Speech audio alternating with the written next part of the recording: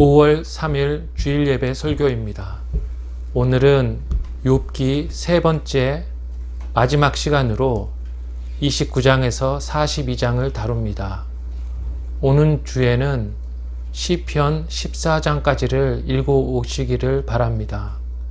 욥기 40장 8절 내가 나의 공의를 부인하려느냐를 제목으로 하여 그리고 리워 야단에 대한 41장에 초점을 맞추어 설교하겠습니다. 욥기 29장에서 42장은 크게 세 부분으로 나뉩니다. 29장에서 31장은 욥의 마지막 변론으로 욥이 계속 자신의 의로움을 주장한다는 점에서 이전의 주장과 크게 다르지 않습니다. 32장에서 37장은 엘리후라는 또 다른 욥의 친구의 변론인데 세 친구의 주장보다는 조금 낫지만 크게 다르지는 않습니다. 그리고 38장에서 42장은 하나님의 말씀과 마무리를 담고 있습니다. 욥과 엘리후의 주장이 이전과 유사하기 때문에 이렇게 요약한 것으로 설명을 끝내고 오늘 설교는 주로 욥기 38장에서 41장에 있는 하나님의 말씀에 초점을 맞추려 합니다. 하나님의 말씀이란 하나님이 직접 욥에게 하시는 말씀이라는 것입니다. 더 나아가기 전에 언급해 두고 싶은 것이 있습니다. 욥이 당한 고난은 의인의 고난이었고 사탄이 하나님의 허락하에 가한 고난이라는 것입니다. 어느 날 사탄이 하나님 앞에 왔고 하나님의 아들들도 거기 같이 있었습니다. 사탄은 욥과 욥의 집과 재산에 하나님이 치신 보호의 울타리를 제거해 버리면 분명히 욥이 신앙을 버릴 것이라고 하나님에게 말했습니다. 하나님은 두 차례에 걸쳐 허락하셨고 사탄은 가서 욥에게 극심한 고난을 주었지만 욥은 신앙을 버리지 않았습니다. 여기서 우리는 의인도 고난을 당하며 고난을 가하는 사탄은 하나님이 설정하신 한계를 넘지 못하는 존재임을 염두에 두면서 하나님이 말씀을 시작하시는 부분인 38장으로 가보겠습니다. 38장과 39장에서 하나님은 욥에게 물으십니다. 내가 창조와 섭리를 알고 있느냐? 38장 1절에서 11절에 하나님은 땅과 바다를 창조하신 것에 대해 말씀하시면서 내가 거기 있었느냐고 욥에게 물으십니다. 22절에는 내가 눈 곳간에 들어갔었느냐, 우박 창고를 보았느냐고 물으시고 이후에는 우레와 번갯길, 광야의 연한 풀을 돋아나게 하는 비와 이슬방울, 얼음과 공중의 서리 등 하나님이 다스리시는 자연 현상에 대해 언급하십니다. 그리고 더 나아가 하나님은 하늘의 별자리, 묘성과 삼성, 북두성을 언급하시면서 하늘의 궤도와 법칙을 내가 아냐고 물으십니다. 하나님은 또 각종 동물들을 언급하십니다. 39장은 산염소, 암사슴, 들나귀, 들소, 타조, 말, 매, 독수리에 대해 말씀합니다. 산염소와 암사슴 그리고 타조가 새끼를 키우는 방식이 대비됩니다. 산염소와 암사슴은 새끼를 베어 낳은 후 강해지면 내보내는 반면 타조는 알을 낳은 즉시 버린다고 합니다. 그러나 두 종류의 새끼들은 전혀 다르게 키움을 받아도 문제없이 생존합니다. 그 다음에 하나님은 들나귀, 들소, 말을 비교하십니다. 들나귀는 들판을 자유롭게 돌아다니는 반면 들소는 들판을 떠돌다가도 인간의 다름에 순종하여 기꺼이 외양간으로 들어가 거기 머물며 이랑을 갈고 썰애를 끕니다. 그런데 말은 더 놀랍게도 들소보다 인간의 말을 더 잘 듣습니다. 말은 적의 칼이 번쩍이고 화살이 지나가는데도 조종하는 인간의 명령을 따릅니다. 지금까지의 설명으로 우리가 알 수 있는 것은 하나님은 창조 시에도 하나님의 뜻대로 만물에게 각기 다른 본능과 특징을 부여하셨으며 또 하나님의 뜻대로 만물을 직접 다스리신다는 것입니다. 하나님은 내가 그렇게 내 뜻대로 창조했고 그렇게 내 뜻대로 다스리니 이것이 내 공의라고 말씀하시는 것입니다. 그리고 욥에게 하나님이 물으십니다. 내가 내 공의를 부인하려느냐? 내가 내 공의를 부인하려느냐? 공의란 공평하고 정당하고 옳다는 뜻입니다. 하나님은 나의 창조는 완벽했고 내 섭리는 공의롭다. 그런데 고난을 받는다고 너는 내가 공평하지 않고 의롭지 않다고 하는가라고 물으시는 것입니다. 한 사람의 고통이 온 우주의 통치를 부당하게 만들 수 있냐는 것입니다. 욥은 하나님, 내게 죄가 없는데 고난을 주시니 하나님 불공평하십니다라고 말했는데 하나님은 그에게 나는 공평하고 정당하며 내 사역과 섭리는 공평하고 정당하다고 반박하시는 것입니다. 내 사역은 한치의 오차도 없고 정확하며 영원전에 세운 작정에 따라 올바로 행하고 있다고 하나님은 답하십니다. 하나님은 계속 말씀하십니다. 내 의를 세우려고 내가 나를 악하다 하겠느냐? 나는 맞고 하나님은 틀리셨어요 라고 하는지를 물으시는 것입니다. 하나님의 사역을 인간이 온전히 이해할 수 없습니다.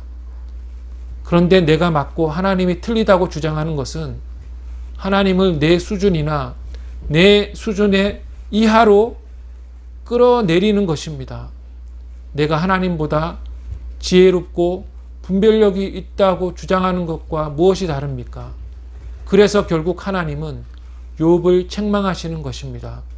하나님은 내가 너에게 준 고난에도 불구하고 내가 하는 일은 공평하고 옳다고 하나님이 말씀하시는 것입니다.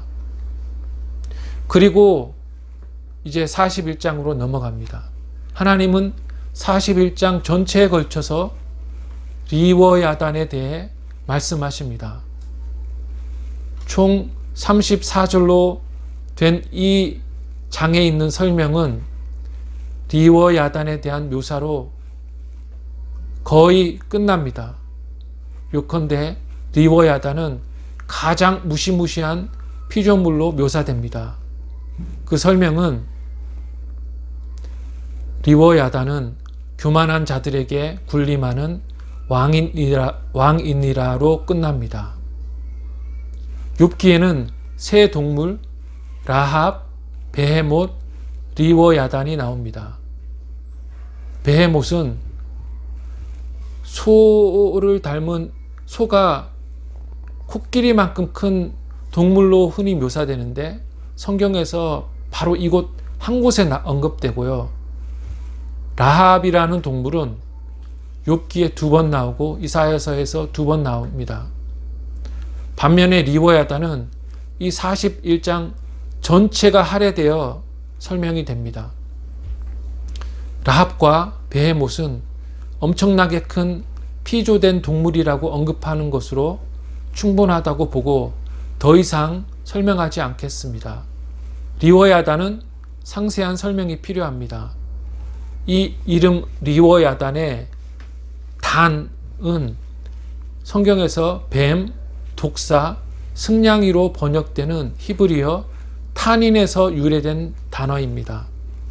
이사야 27장 1절에 보면 날렘뱀 리워야단, 꼬불꼬불한 뱀 리워야단이라고 두 번 표현된 것으로 보아 리워야단은 매우 무시무시한 뱀 혹은 독사라고 할 수 있을 것입니다.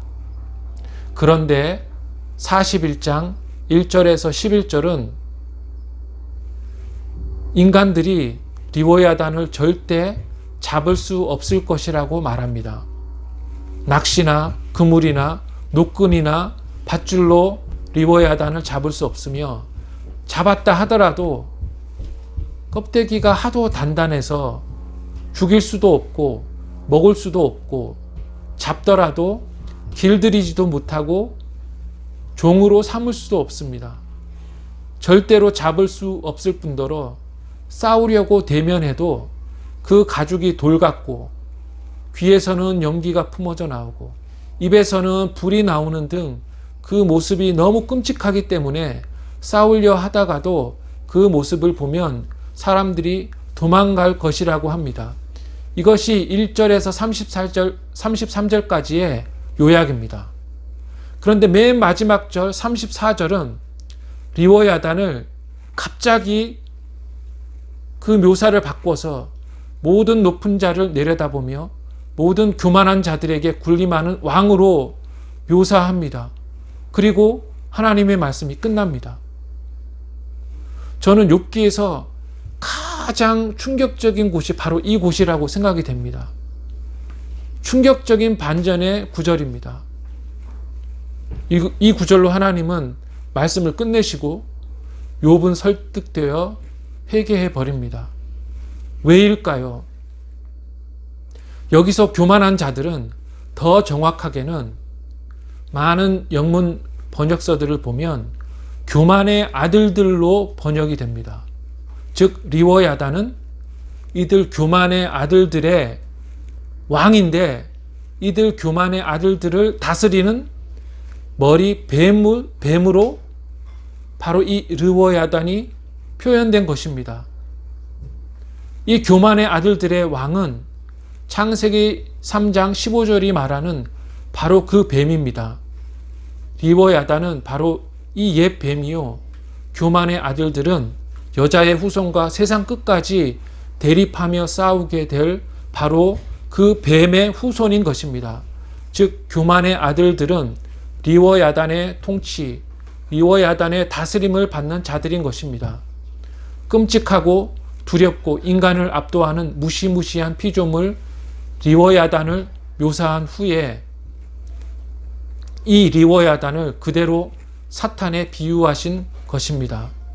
신자가 아닌 자들을 다스리는 존재, 그는 곧 사탄이요 교만의 아들들을 지배하는 왕인 것입니다. 에베소서 2장 1절에서 2절을 보면 그는 허물과 죄로 죽었던 너희를 살리셨도다. 그때의 너희는 그 가운데서 행하여 이 세상 풍조를 따르고 공중에 권세 잡은 자를 따랐으니 곧 지금 불순종의 아들들 가운데서 역사하는 영이라. 즉 공중의 권세 잡은 자, 이 리워야단은 불신 세계의 두목, 악당의 두목인 것입니다. 그럼 교만이란 무엇일까요? 교만은 자기 판단이 하나님의 판단보다, 성경의 판단보다 더 높다고 하는 것입니다. 교만은 내 정의가 하나님의 정의보다 더 정의롭다고 하는 것입니다. 내 기준이 하나님의 기준보다 더 우선해야 하고 더 낫다고 하는 자들이 교만한 자들입니다. 판단 기준이 하나님의 말씀이 아니라 자기의 경험과 자기의 지식과 자기의 뜻과 자기의 판단이 되는 자들이 바로 교만한 자들입니다. 교만의 아들들은 타락하여 하나님을 떠났으니 더 이상 하나님이 왕이 아니고 자기가 왕이 될 줄 알았는데 사탄이 왕이 된 것입니다. 자기가 왕된 사람은 사탄이 왕인 사람들입니다. 교만의 아들들을 다스리는 왕이 리워야단이라는 이 말은 하나님이 이렇게 말씀하시는 것과 같습니다. 즉, 욥아, 너는 사탄의 자식이 아니라 나의 자식이다. 여호와의 자녀이다. 라고 말씀하시는 것입니다.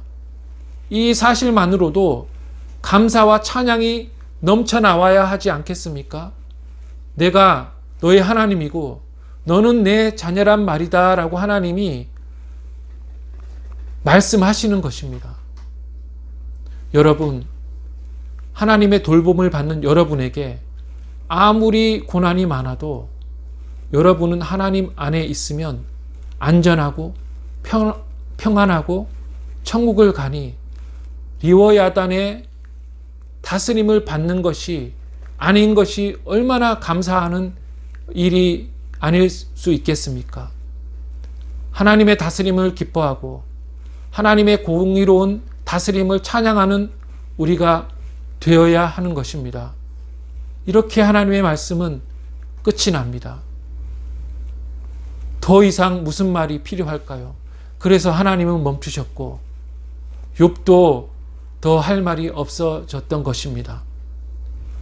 지금까지 이 설명에서 저는 두 가지 적용점을 드리고 싶습니다.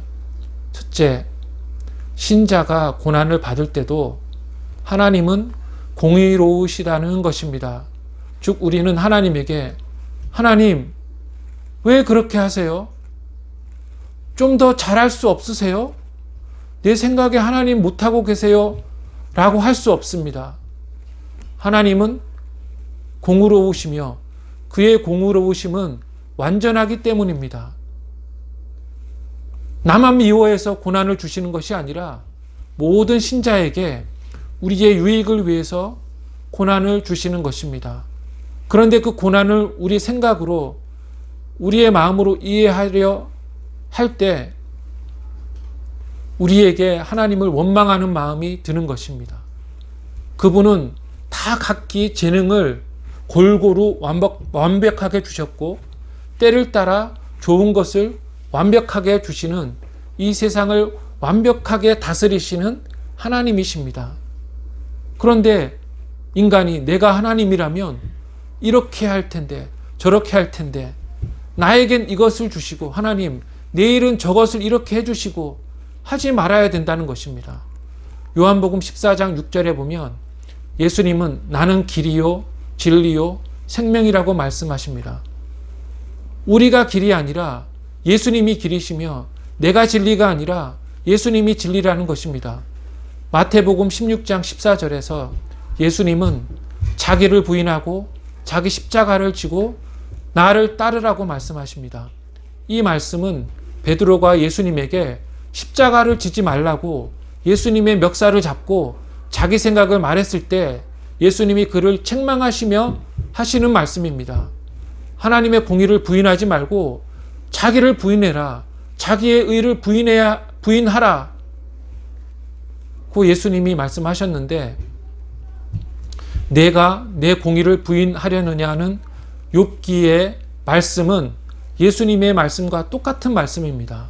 이 말씀은 하나님의 뜻과 계획이 옳다고 믿어야 한다는 것입니다.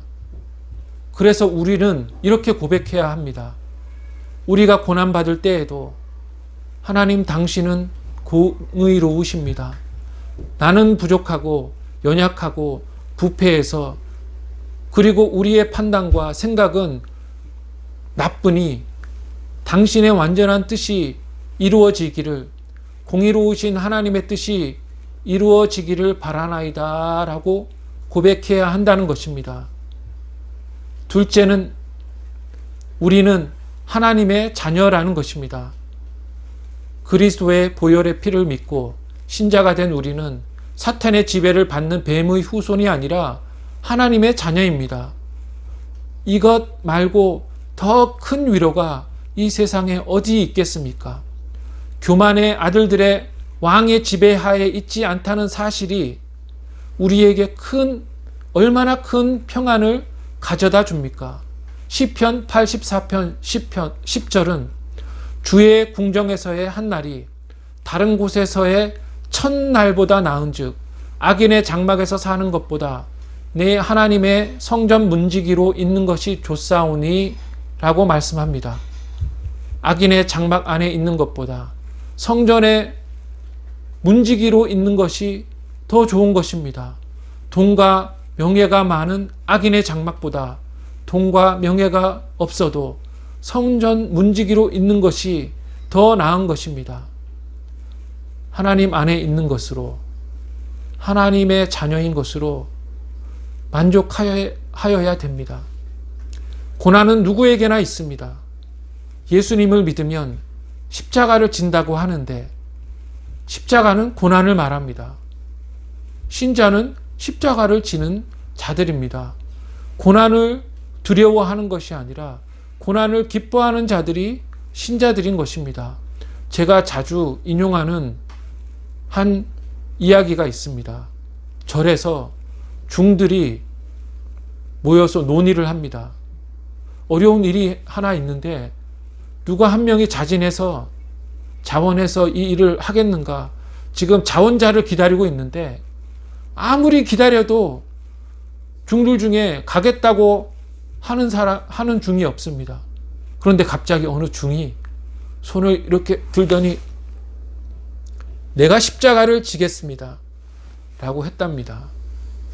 타종교도 기독교의 핵심을 아는데 신자가 우리 신앙을 너무 모릅니다. 고난을 두려워하지 말고 불평하지 말고 하나님의 자녀인 것에 만족해야 됩니다. 오는 한 주간도 어떠한 고난이 오더라도 하나님 당신은 공평하시며 항상 옳으십니다 라고 고백하며 하나님의 자녀됨을 기뻐하는 여러분이 되기를 주님의 이름으로 축원합니다.